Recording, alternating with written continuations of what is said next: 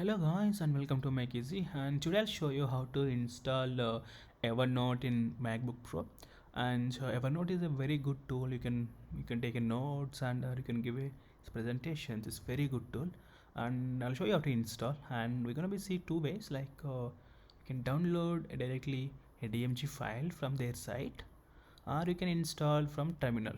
So first we'll visit in Evernote website, official website, and you can find a button download here. If you click on it, it will start download automatically.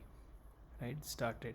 I'm just canceling it because I'm going to install with the terminal with the cask. So the command will be, so brew install hyphen cask Evernote.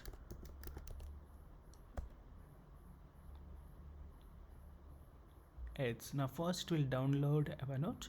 After downloading, it will install, so it might take a couple of minutes.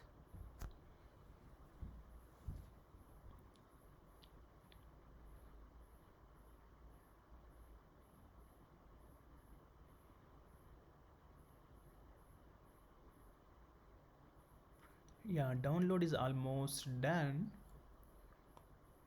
So now it start installing. So installing cask Evernote. Yes, it is installed.